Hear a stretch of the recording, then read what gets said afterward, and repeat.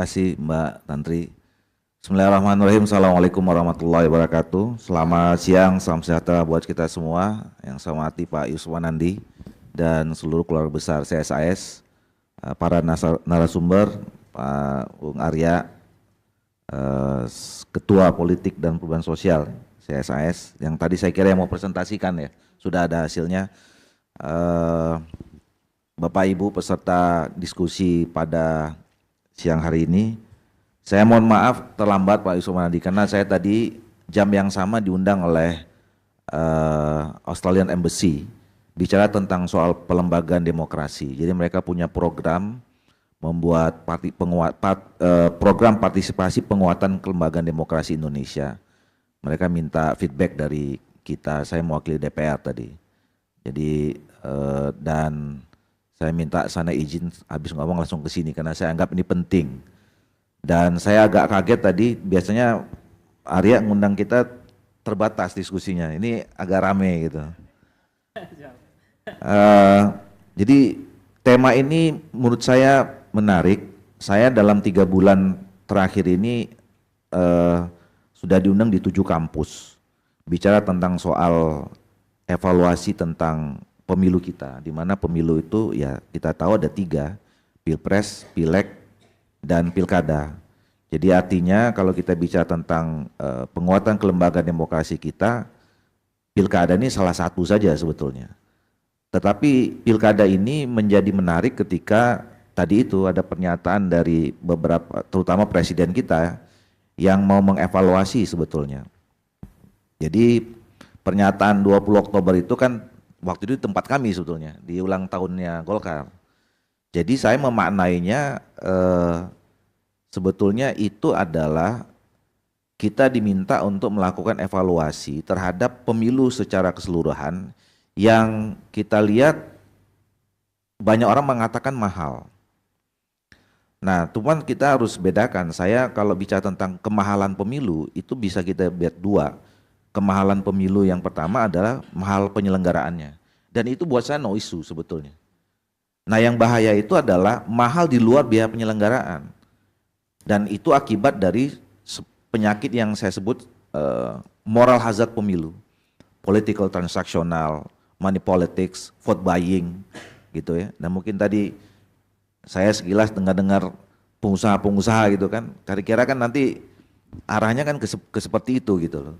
Nah, dan mahalnya itu bukan hanya mahal soal uang fisiknya, tapi menurut saya ada harga yang paling mahal kita bayar yaitu kemahalan modal sosial. Jadi kalau penyakit itu terus dikembangkan, masyarakat kita ini terbiasa dengan dan menjadi masyarakat yang pragmatis gitu. Dan itu kalau lama-kelamaan kita kembangkan ya akan merusak moral bangsa dan bangsa ini akan hancur lah, kira-kira begitu ya. Nah maka kemudian kita stop. Lantas pertanyaannya kalau dalam konteks pilkada, bagaimana nyetopnya? Apakah kita harus berpikir loncat langsung kembali ke DPRD misalnya? Nah ini yang titik krusialnya. Dan saya selalu diskusi kalau di forum diskusi seperti ini kita harus hati-hati bicara tentang kembali ke DPRD atau tetap langsung gitu ya. Karena satu, bicara tentang soal aturan di dalam konstitusi kita. Yang kedua, secara kultural sosial politik, masyarakat kita sudah terbiasa dengan demokrasi yang selama ini dikembangkan seperti sekarang ini. Ya, masyarakat kita itu sudah merasa bahwa kalau mau menentukan pilihan wakilnya harus mereka yang langsung. Dan itu sudah beberapa kali dilaksanakan. Nah, biasanya kalau orang sudah punya kebiasaan yang dinikmatinya, kalau kita tidak punya alasan yang kuat untuk tiba-tiba menariknya, itu bisa marah. Bisa marah. Nah makanya saya kira kita harus cari solusinya. Nah lantas kita bedah, apa sih sebetulnya persoalan pilkada itu? Satu tadi saya sudah singgung, pertama mahal, kena langsung. Yang kedua adalah apakah outputnya itu betul-betul bisa membuat adanya perbedaan. Ya, tadi Angga mengatakan apakah ada bedanya dulu pada saat kita memilih kepala daerah melalui DPRD dengan sekarang dari kapasitas si kepala daerahnya. Nah, kalau lihat by data, misalnya kalau kita ukur dari indikator praktek korupsi misalnya, ternyata KPK menyampaikan data ada ratusan kepala daerah sejak tahun 2000 dihitung 2019 kalau nggak salah ya, itu yang terjerat kasus korupsi. Nah, kalau berpikir sederhana saja, ya berarti ada yang menyimpulkan, oh ternyata hasil pilkada langsung tambah banyak yang kepala daerah yang terjebak masalah korupsi. Satu. Isu yang ketiga adalah soal oligarki, kan itu. Ya, ternyata baik dipilih secara DPRD maupun langsung, ternyata juga masih ada oligarki politik, nepotisme dan segala macam itu. Kita nggak bisa membendung misalnya ya 2 periode selesai ayahnya, kemudian dilanjutkan dengan ibunya, kemudian periode yang berikutnya anaknya, kira-kira gitu. Nah, kemudian yang berikutnya adalah, nah ini terakhir-terakhir ini muncul nih, ketika masalah TKD, ya, dana transfer ke daerah itu dipersoalkan oleh kepala daerah. Kita baru lihat, baru melek, ternyata 80-an% pemerintah daerah itu sangat tergantung fiskalnya dengan pusat. Nah, saya kira kebijakan pengurangan dana transfer ke daerah itu oleh pemerintah pusat bisa dipahami. Saya mencoba membaca visi dan pikiran Pak Prabowo. Isunya kan selalu efisiensi dan kemandirian. Bisa saya menangkap bahwa mungkin memang seharusnya semakin hari ke depan pemerintah daerah itu semakin mandiri, termasuk punya kemandirian fiskalnya. Jangan terus-menerus dimanjakan dengan dana transfer keuangan pusat ke daerah. Tapi apakah memang momentumnya sekarang, misalnya gitu. Dan secara tiba-tiba. Nah, tentu kita berharap supaya mandiri, kita berharap pemerintah daerah, khususnya kepala daerah itu adalah kepala daerah yang inovatif, yang kreatif, yang bisa menciptakan sumber daya pendapatan asli daerahnya, supaya memang lama-lama tidak ketergantungan. Walaupun ya, karena kita ini negara-negara yang sumber daya besar alamnya, kenapa ada dana transfer keuangan daerah itu? Karena kan tidak merata. Nah, juga nanti harus didukung oleh konsep hubungan keuangan pusat daerah yang harus direformasi ulang, harus direformasi gitu. Jadi kita dorong kepala daerahnya yang inovatif dan kreatif, kemudian mampu melakukan tata kelola pemerintahan yang bersih, tetapi konsep hubungan keuangan pusat daerahnya juga harus ditata gitu. Nah, jadi artinya tuntutannya itu minimal 4 itu kepada kepala daerah. Nah, pertanyaannya apakah kita dengan tuntutan harus kepala daerah yang tadi seperti itu ya, harus bisa mengelola tata kelola pemerintahan yang bersih, kreatif dan inovatif, tidak oligarkis, dan selain itu bisa dihasilkan dengan pemilihan kepala daerah DPRD atau langsung. Nah, oleh karena itu menurut saya ingin mulai masuk, ini standing position saya ya. Sebetulnya Bapak Ibu sekalian, kita mulai lihat dari kita punya titik sentral kekuasaan eksekutif kita itu pada level mana sebetulnya? Kalau menurut saya ada 3 level. 1 pemerintah pusat, yang kedua adalah kabupaten kota. Ini adalah hasil dari pemikiran konsep konsensus kita terhadap era reformasi, di mana pusat otonomi daerah itu ditetapkan di kabupaten kota, bukan di provinsi.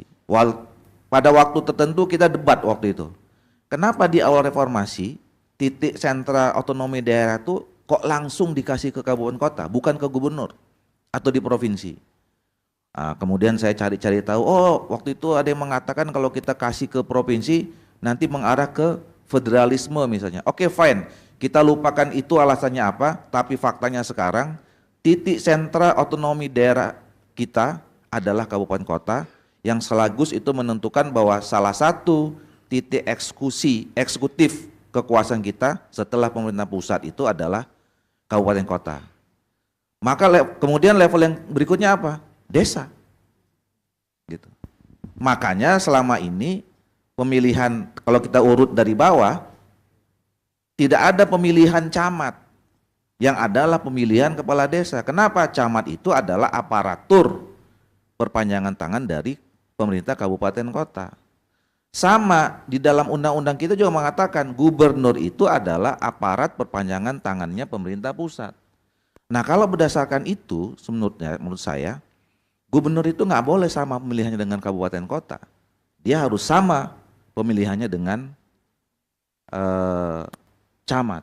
Cuman bedanya, dulu kan ada salah satu partai mengatakan kami mengusulkan gubernur dipilih langsung kabupaten kota ke DPR. Saya bilang nggak bisa. Karena apa? Karena gubernur dalam Undang-Undang Dasar 45 kita mengatakan dia adalah kepala daerah. Dan disebutkan dalam Undang-Undang Dasar 45 kepala daerah itu dipilih secara demokratis. Camat tidak disebut sebagai kepala daerah. Nah, kalau kita bicara tentang pemilihan secara demokratis, pengalaman Indonesia cuma dua, pemilihan langsung dengan pemilihan DPRD. Nah, kalau kita sepakati titik eksekutif tadi itu 3, pemerintah pusat, kabupaten kota, dan desa, maka kalau mau sama, ya 3 ini sama. Gubernur itu karena dia kepala daerah, maka dia harus beliau demokratis dan tidak boleh sama dengan kabupaten kota, ya pilihannya memang ke DPRD. Maka saya mengusulkan sebetulnya kita coba pertimbangkan pemilihan kepala daerah asimetris. Asimetris itu menurut saya ada juga di 3 level. Pertama tadi, kita lihat titik pusat atau sentra eksekutif pemerintahannya. Maka kalau kita pilih 2 tadi itu, gubernur kembali ke DPRD dan kabupaten kota, kita diskusikan level berikutnya. Nah, tapi dengan catatan pemilihan gubernur atau kemudian gubernur ke DPRD, jangan kita juga bayangkan sama dengan yang kemarin. Harus ada engineer juga, harus ada rekayasa juga. Ya, misalnya apa? Partai politik harus melakukan rekrutmennya terbuka. Mungkin harus ada juga parliamentary election, ya. Kemudian harus ada melibatkan tokoh-tokoh publik, gitu. Ada juga penyampaian visi misi secara terbuka. Jadi memang ke DPR itu memang tinggal votingnya saja. Mungkin juga perlu dipertimbangkan ya, votingnya terbuka, gitu. Ya, untuk menghindari adanya khawatiran tadi penyakit tadi itu berkembang juga di DPR gitu misalnya, ya. Kemudian di kabupaten kota bagaimana? Nah, ini saya kira juga kita bisa pertimbangkan asimetris. Asimetris level pertama adalah tadi memang kita harus juga tidak bisa menutup fakta ya, bahwa praktek-praktek yang saya katakan itu terjadi sangat subur misalnya. Nah, maka kemudian kita harus cari caranya. Kementerian Dalam Negeri sebetulnya pernah melaunching ini ya, mengendorse ini pemikiran tentang bagaimana kita bisa memetakan daerah-daerah yang sementara ini, kalau saya mau pakai sementara, kalau mereka tidak. Sementara ini karena memang situasi masyarakat kita masih terus berkembang, yang mungkin bisa dilakukan kembali ke DPR, gitu ya. Apa misalnya indikatornya? Satu, soal kalau Dalam Negeri bicara tentang soal kapasitas fiskal. Kalau saya lebih baik pertamanya adalah soal literasi, terutama literasi politik. Sejauh mana kesadaran politik masyarakat itu, masyarakat di daerah itu tinggi atau tidak. Kemudian yang kedua baru kapasitas fiskalnya, masyarakatnya sebagian besar di bawah garis tidak sejahtera atau tidak. Baru yang ketiga adalah soal potensi terjadinya konflik sosial. Jadi kohesivitas daerah itu tingkat rawannya bagaimana. Nah, kalau misalnya ini semuanya rendah, ya, sementara saya kira patut dipertimbangkan untuk kembali ke DPR. Ya, kalau misalnya kesadaran politiknya rendah, kapasitas juga rendah. Jadi ini rawan mobilisasi. Kalau rawan mobilisasi berarti rawan terhadap praktek moral hazard pemilu tadi, gitu. Tapi dengan catatan sementara kalau saya, gitu ya. Mungkin kalau nanti sudah bagus, literasi politiknya, kapasitas ekonominya sudah meningkat, situasinya sudah aman segala macam, ya kita bisa pertimbangkan kembali. Nah, yang sudah bagus-bagus itu bisa tetap langsung, gitu. Nah, kemudian kita level yang berikutnya adalah asimetrisnya. Kita punya daerah-daerah yang punya local wisdom. Saya baca tadi itu bicara tentang Noken, ya, di Papua. Nah, Papua ini sebetulnya Noken itu kan soal budaya, ya, menghargai kepala suku dan segala macam gitu. Nah, ya kita sudahlah, maksudnya jelas-jelas saja kalau memang budaya politik di satu daerah tertentu itu seperti itu tidak bisa dirubah gitu ya. Ya kita akomodir saja dalam sistem kita. Kita jangan pura-pura mengatakan demokratis tapi noken juga gitu loh. Iya kan? Kan bohongin diri kita sendiri juga. Ya sudah kalau noken ya noken saja. Gitu di daerah. Mungkin kemarin misalnya di Jawa Timur juga ada tuh. Itu kan di daerah pemilihan Madura itu kesepakatan antar ulama, kiai kayak gitu-gitu kan udah ya pokoknya kita sebelum pilu udah tahu loh nanti yang ini gitu. Ya sudah.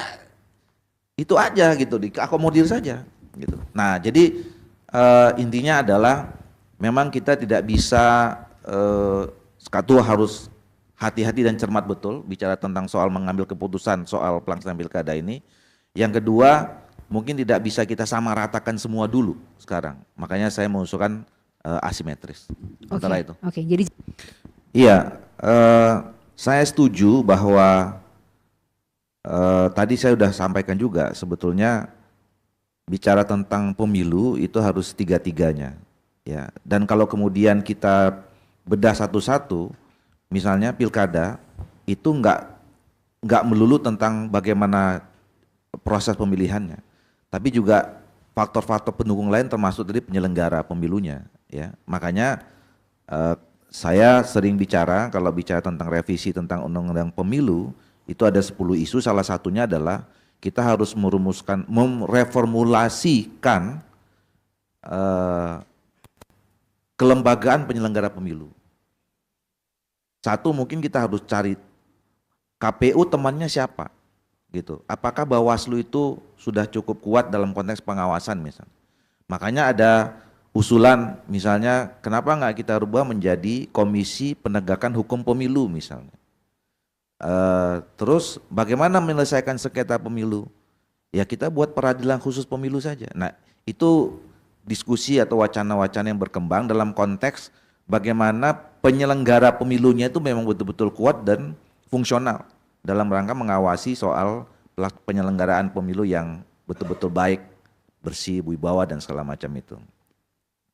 Nah, kembali soal pilkada, kita juga begini, ada isu yang jangan kita lupakan juga, ya. Bicara tentang soal ini kan kalau kita tarik ke atas, ini bagaimana mencari titik equilibrium antara representativeness dengan governability. Ya, kita juga jangan lupa bahwa jalannya pemerintahan itu juga penting, termasuk pemerintahan daerah, gitu loh, ya, yang jujur saja masih banyak problem.